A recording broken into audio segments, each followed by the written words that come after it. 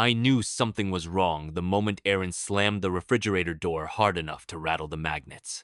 He didn't even look at me, just muttered under his breath about how we can't keep living like this, as if the air itself had offended him. It was the same argument we'd been having for weeks, except tonight his tone carried a sharpness that made my stomach twist. I stood by the counter, holding a grocery bag, suddenly unsure whether to put the milk away or brace myself for the storm I felt gathering between us. That was when he finally turned toward me, eyes burning with accusation, and said it outright. "Emily, you're the reason we're drowning financially."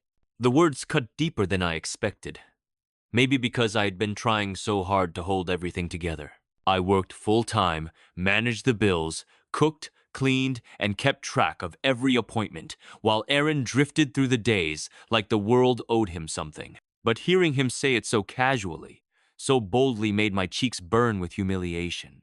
I tried to steady my voice as I told him I didn't understand how he could blame me when he knew exactly how careful I'd been. He didn't listen.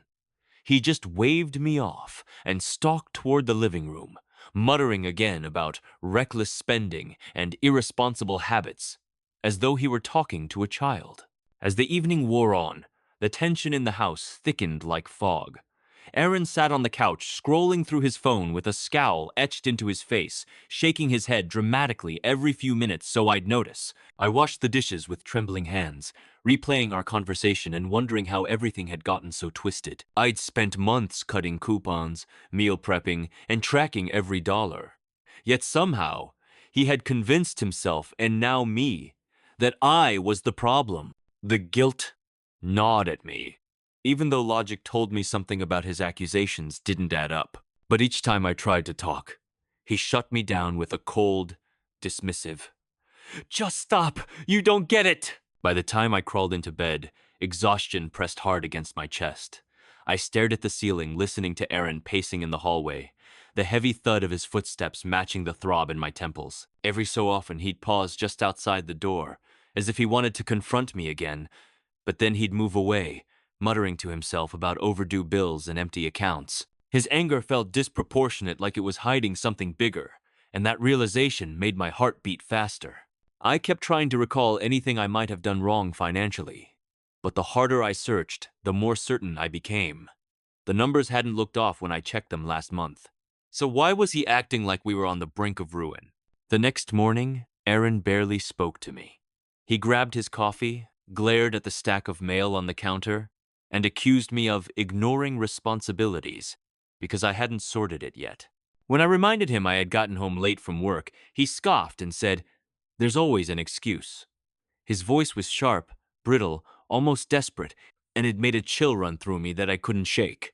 I watched him open 2 envelopes, curse under his breath, then toss them aside before storming out the door. As it slammed shut, the silence that followed felt heavy, like the house itself was holding its breath. I sifted through the mail slowly, my fingers trembling as I glanced at the envelopes, utilities, insurance, a credit card statement I didn't recognize. The unfamiliar account made my pulse quicken, but I set it aside, promising myself I'd look later when my head wasn't spinning. I knew I wasn't imagining Aaron's behavior. Something was wrong, deeply wrong, and I could feel it settling into the space between us, like a shadow neither of us could ignore. I tried to shake off the unease and get ready for work, but the guilt he had planted lingered like a bruise beneath the surface. That evening, when I got home, Aaron was waiting for me at the kitchen table with his arms folded tightly across his chest. His jaw was clenched, his eyes red-rimmed with anger or exhaustion, I couldn't tell which. Without even letting me put down my bag, he launched into another tirade about how our finances are spiraling and how I needed to take responsibility. I tried to ask what bills were overdue or what numbers concerned him, but he shut me down with a sharp, "Don't pretend you don't know." My throat tightened, frustration and hurt pushing at the edges of my patience. I wanted to defend myself, to remind him of the countless times I'd managed the finances alone while he shrugged off responsibility. But something in his expression stopped me. There was fear behind the anger, fear and something else I couldn't yet name. Then, just as his voice rose again, there was a loud knock at the door. Aaron froze. I watched his face go pale as he stared at the entryway like a ghost stood on the other side. When I moved toward the door, he grabbed my wrist and whispered, "Don't." His voice trembled. That was the moment everything changed. Because that knock wasn't just a visitor, it was a delivery. A thick envelope from the bank, addressed to both of us. The envelope felt heavier than it should have. I held it in my hands for several seconds, the weight of the paper strangely symbolic, like it already knew things I didn't. Aaron stood rigid behind me, breathing shallowly, eyes locked on the bank's logo in the corner as though it might leap off the page and attack him. His sudden panic made my skin prickle. All week he'd been so sure of himself, so loud in his accusations, so willing to point his finger at me. But now? Now he looked terrified. I turned the envelope over and slid a thumb beneath the seal. Aaron's hand shot out, gripping my wrist far too tightly. "Emily," he whispered, his voice thin and shaky. "Just leave it. We can talk later." He sounded like a man begging for mercy, not a husband confronting a financial issue. I stared at him, confused and suddenly very aware of the tremor running through his fingers. Something inside me hardened, not anger, not yet, but resolve.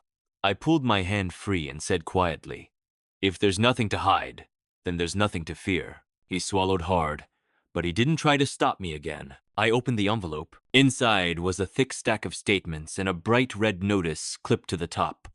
My breath stalled as I scanned the first page. The numbers didn't make sense. This wasn't our joint checking account. At least, not the one I managed. This was something else. A second account. One I'd never heard of. One that had been drained down to nearly nothing. And the withdrawals, God. They were massive. 1,000 here. 800 there. A $4,000 transfer last month. My hands shook as I flipped through the pages, each one more bewildering than the last. Trips I didn't know about. Purchases from strange online retailers. Large transfers labeled simply external payment. None of them were mine. All of them bore Aaron's name. I looked up slowly, and for a moment, Aaron looked like he might bolt from the room.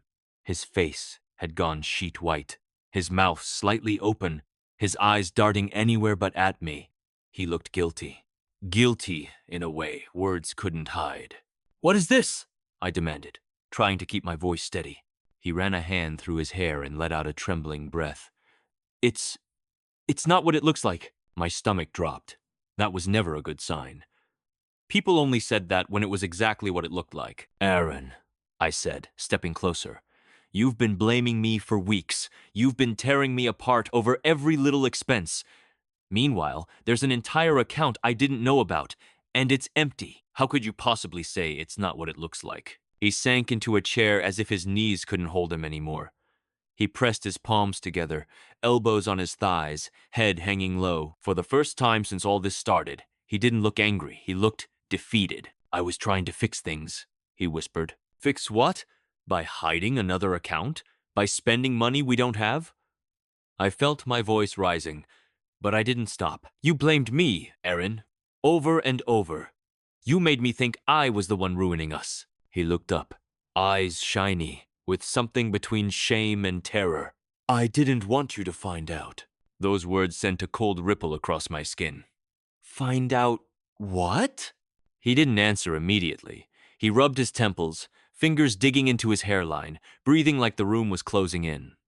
When he finally spoke, his voice cracked. "I made some bad decisions."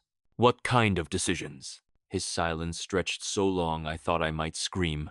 Finally, he exhaled shakily and said, "I thought I could make extra money. I thought it would help us, but it got out of control." I stepped back, pulse hammering in my ears. "What did you do?" He wouldn't meet my eyes. "Investments, online trading.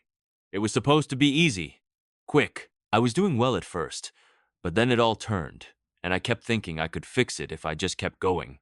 He looked up at me finally, his face desperate. "I didn't want to tell you because I knew you'd freak out." I felt sick. "So instead of telling me you drained an account, you lied for months, and then you blamed me for the fallout?" His face crumpled. I panicked. I stared at him, barely able to process the words. My husband hadn't just made a mistake, he had been secretly gambling with our stability, our trust, our future, and all the anger he'd thrown at me. All the blame, all the guilt, it had been nothing but projection. I held the stack of papers to my chest, suddenly, needing distance. The room felt too small, too stifling. My heart pounded as reality settled like a heavy fog around me. Aaron, I said quietly, you didn't just panic, you betrayed me. He flinched as if I'd slapped him, but before he could respond, before I could say anything more, my phone buzzed on the counter. Unknown number, local area code. I almost ignored it until something inside me, some instinct, urged me to answer. And the voice on the other end made my blood run cold. The voice on the other end of the line was shaky, almost whisper-soft, but unmistakably familiar. Emily, it's Jessica. For a split second, my mind went blank. Jessica, Aaron's coworker. The one he always insisted was just part of the team. The one whose name he casually dropped whenever he talked about late nights at the office. The one he told me not to worry about because she was married and not his type anyway. Hearing her voice so suddenly, so nervously, made a cold dread spread across my chest. I stepped away from Aaron, who was watching me with a strange mixture of confusion and fear. I could feel his eyes burning into my back as I moved into the hallway. Jessica, why are you calling me? My voice wavered despite my best efforts to sound composed. She exhaled shakily, and in that breath, I heard something that made my stomach twist regret. Deep, sinking regret. I didn't know who else to tell, she whispered. I thought you deserved to know before things get worse. My pulse quickened. Know what? What's going on? I braced myself against the wall, feeling the textured paint beneath my fingertips, grounding me as the house felt like it was tilting slightly. As I waited for her answer, the air felt thick and unnaturally still. Jessica cleared her throat, and her voice broke. It's about Aaron and the money. My grip tightened on the phone. What about the money? I asked, each word slow and precise, as though I could hold back the truth by controlling my tone. Jessica hesitated so long I almost thought she'd hung up. Then, quietly, she said, he didn't lose it all trading. My heart stuttered. I could hear my heartbeat in my ears. What do you mean? What else did he do? I demanded, my voice rising despite me trying to keep it even. She inhaled shakily. He borrowed from people at work private loans, and he promised to pay them back fast. But when his investments tanked, he panicked. He kept borrowing more to cover the last mistake. It snowballed. I closed my eyes, a wave of dizzy disbelief washing over me. Of course. Of course, it wasn't just reckless trades. It was worse. Always worse. Jessica, I whispered, barely breathing. Why are you telling me this now? There was a short silence before she replied, voice quivering. Because people are starting to get angry. And they're coming after him. He took money from the wrong person last. A chill slid across my skin. I pressed my hand against the wall to steady myself. Who? I asked, my tone barely above a whisper. She hesitated again, her voice almost breaking. Our department manager. And he's not the kind of man who forgives debt. My body went cold. This wasn't just bad financial decisions. This wasn't even just betrayal anymore. This was dangerous. How much does he owe? I asked, though I wasn't sure I wanted the answer. Jessica swallowed audibly. Over 12,000. I nearly dropped the phone. My breath left my lungs in a harsh involuntary gasp. 12, Jessica! How is that even possible? How did he hide that from me? She sniffed. He begged me not to tell, said he'd fix it. But he's out of options, Emily. And now people at work are whispering. If the manager reports it, it could become a legal issue. Legal? The word hit me like a punch. I pressed my free hand against my chest, feeling the rapid, frantic thudding of my heart. Why are you calling me instead of him? I finally managed. Her answer stunned me. Because he lied to me too. He told me you two were separating. That you didn't care about the finances. That he was handling everything alone. My stomach twisted with nausea. Separating? I echoed, almost in disbelief. Jessica's voice cracked. I'm sorry, Emily. I thought it was true. He talked like you two were just roommates, barely tolerating each other. He made it sound like you didn't want to be involved in anything. A shaky breath slipped from me, equal parts heartbreak and fury. "That's a lie," I said through clenched teeth. "We're not separating, and he's been blaming me for months." The silence that followed felt heavy and strangely sympathetic. "I figured that out," she murmured. "That's why I called. You deserve to know what's really happening before he makes it worse." She paused. "And before someone shows up at your door." My blood ran ice cold. "Thank you," I whispered, my voice rough with emotion. "Thank you for telling me." She apologized again, soft and sincere, before the call ended. I lowered the phone slowly, staring at the wall as my mind raced. Aaron hadn't just hidden an account. He hadn't just drained our money. He'd lied to coworkers, borrowed from dangerous people, risked legal trouble, and used me as a shield. And worst of all, he had been preparing a story that painted me as someone who had already left. I turned back toward the living room, where Aaron still sat hunched forward, hands clasped, eyes wide with dread. He knew. He must have known who was calling. As I walked toward him, a strange calm settled over me, a clarity I hadn't felt in months. He looked up, his voice trembling as he said, "Who was it?" But he already knew. And now, I knew everything. Aaron's face drained of blood the moment he saw mine. He didn't even try to hide the fear flickering in his eyes. I stood in the doorway of the living room, the phone still warm in my hand, my heartbeat echoing in my ears like distant thunder. For a long moment, neither of us spoke. The silence felt alive, somehow thick, buzzing, suffocating. When I finally stepped closer, he straightened, sharply, as though bracing for impact. "That was Jessica," I said quietly. The way his shoulders stiffened told me everything. He didn't ask why she called. He didn't pretend confusion. Instead, he closed his eyes and let out a strained breath, his fingers curling into fists. "Emily," he murmured, "please let me explain." But the room felt too small for explanations, and too full of lies for me to stomach another one. I walked past him and placed the bank statement on the coffee table. The pages fanned out like evidence in a courtroom, which, in a way, they were. "You borrowed money from your coworkers," I said, my voice flat and trembling at the same time. "You lied to them. You lied to me. And you told Jessica we were separating." His eyes snapped open, panic widening them. "I only said that so she wouldn't think you were involved. I didn't want her to think badly of you." I let out a bitter laugh. "So lying about our marriage was somehow protecting me?" He surged to his feet. "It wasn't like that." His voice was too loud, too desperate, and it cracked at the edges. He reached for me, but I stepped back so sharply he froze in place. That small motion, me recoiling, seemed to break him in a way my words hadn't. He lowered his hand slowly, shame creeping across his face like a shadow. I took a deep breath, trying to steady my voice. "How much danger are we in?" He swallowed hard.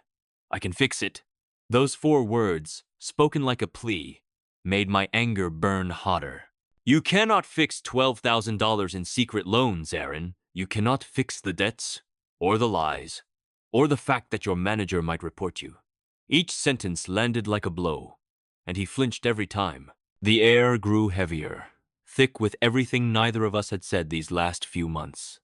Finally, he sank back onto the couch, elbows on his knees, head in his hand. When he spoke, his voice was raw. "I didn't mean for it to get this bad.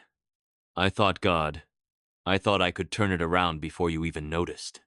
His voice broke on the last word, and something inside me twisted. Not sympathy, just the recognition that the man I married had become a stranger, and I had no idea when the shift began. I sat across from him, forcing my knees not to shake. "You blamed me," I said quietly. "You made me question myself. You watched me cry because I thought I was failing us." His jaw clenched, tears slipping from the corners of his eyes. "I know, and I'm sorry. I was scared." His fear didn't move me. His apologies didn't soften anything. If anything, hearing him say he was scared only underscored how little he had considered my fear. As I watched him crumble, something else became clear. He was more afraid of exposure than remorseful about the damage he caused, more afraid of consequences than the hurt he inflicted. That realization tightened my chest, not with pain but with resolve. He wasn't protecting me or our marriage. He was protecting his ego, his image, his ability to hide. I leaned back into the chair.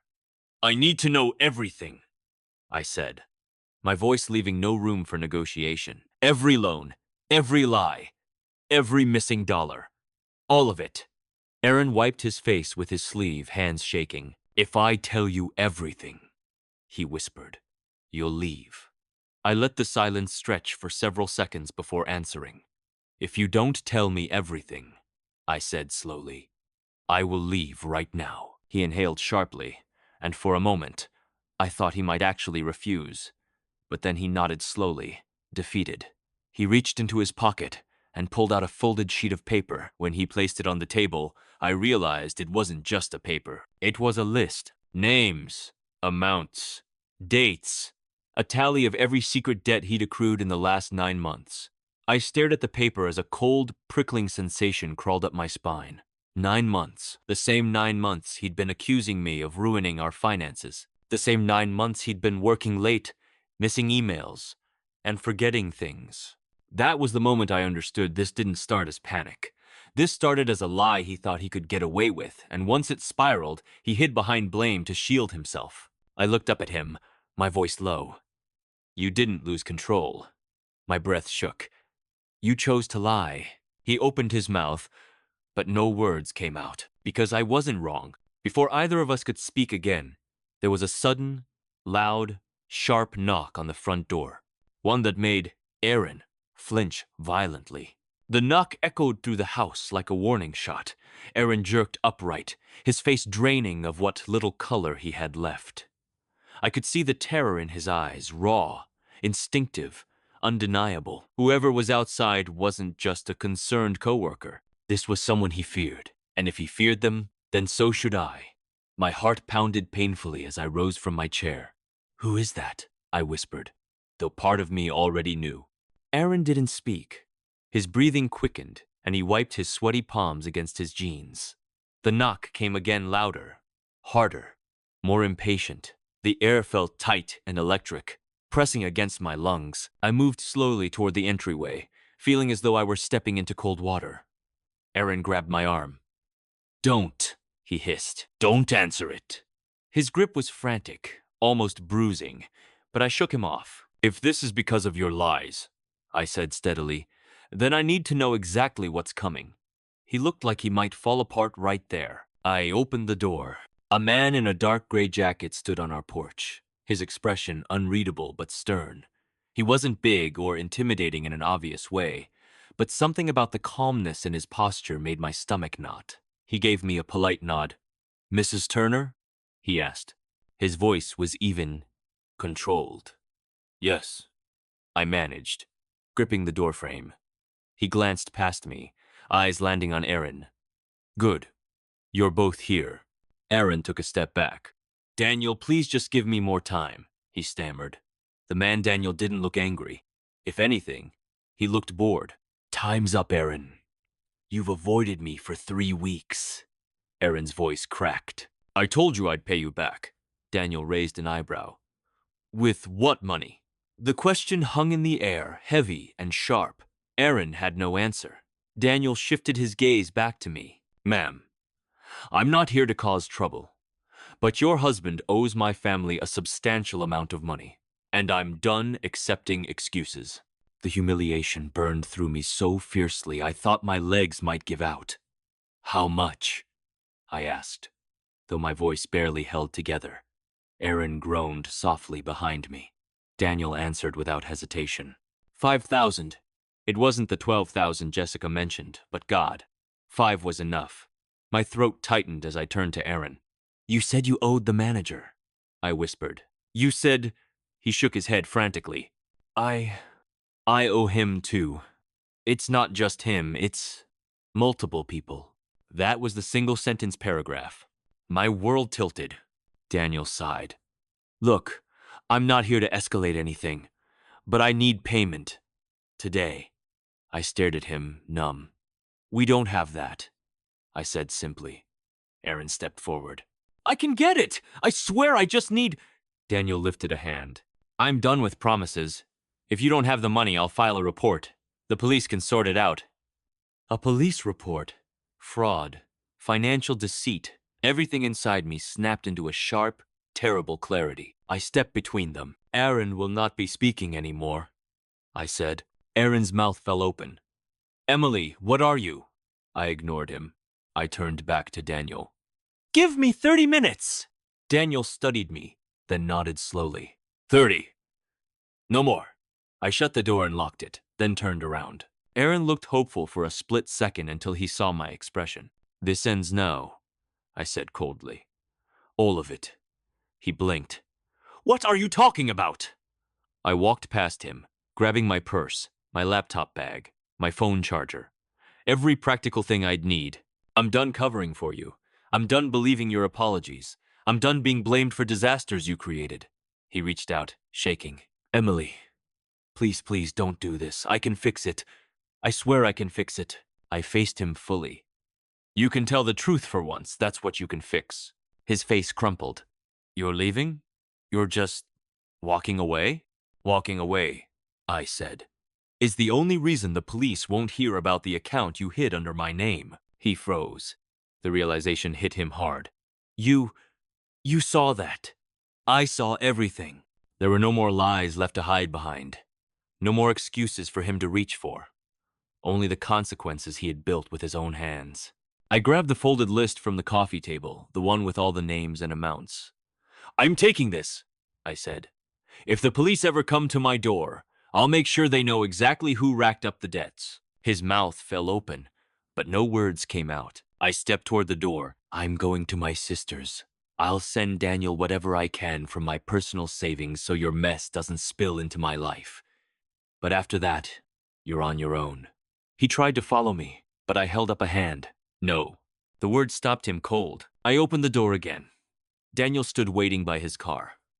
I walked straight to him. I'll transfer what I can, I said. But after today, do not come to my home again. Aaron and I are separating. Daniel glanced past me at Aaron, then nodded with a sympathy I didn't expect. Understood. I pressed send on the transfer $2,000. Nearly everything I had. Not for Aaron. For myself, to sever the last thread, tying me to his chaos. When I got into my car, my hands shaking, I didn't look back. For the first time in months, the air felt breathable, and somewhere deep inside, I understood something calm and powerful. The moment I stopped believing his lies was the moment I finally saved myself.